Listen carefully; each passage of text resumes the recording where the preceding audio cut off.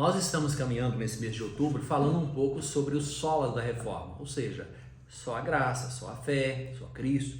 E neste momento eu gostaria de pensar um pouco com vocês que nos acompanham, que nos seguem. Se você ainda não viu a primeira etapa lá, dá uma ida lá no Instagram e olha lá o que nós estamos falando, né? E falamos sobre a questão de só a graça. E hoje vamos pensar um pouco sobre a fé. Romanos capítulo 5, no primeiro versículo diz assim: justificados, pois, mediante a fé, temos paz com Deus por meio de nosso Senhor Jesus Cristo. E também Romanos capítulo 1, no versículo 17, vai nos informar que é o texto, inclusive, que chamou a atenção de Lutero, e ele estava à procura da salvação, e ele procurou por todos os meios, pela religião e por boas obras e etc. Mas ele chegou nesse texto que diz assim: visto que a justiça de Deus se revela no evangelho de fé em fé, como está escrito, o justo viverá por fé.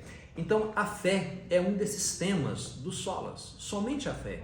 Eu e você não somos salvos ou não seremos salvos a não ser pela fé em Cristo. E essa fé em Cristo é uma fé em Jesus como nosso Salvador pessoal.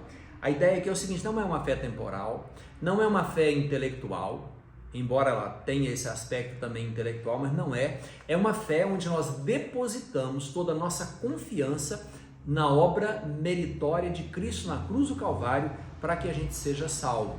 Ou seja, nós não confiamos em nós, não confiamos nas nossas obras, embora tenhamos que fazer boas obras, e o apóstolo Paulo fala em Efésios, sobre esse assunto, né, que nós somos criados pelas boas obras, mas a fé que nos salva é a fé que nós confiamos somente, tão somente em Jesus Cristo para nos salvar. Ou seja, é como se você pegasse, por exemplo, tivesse uma cadeira perto de você e você pudesse sentar-se e confiar que ela aguenta você assentado nela.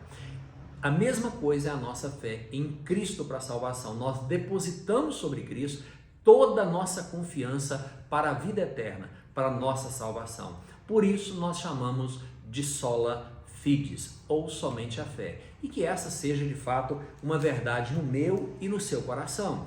Não somente a graça, não somente a fé. Nós iremos à frente também outros assuntos que têm a ver com essa questão dos solas da reforma.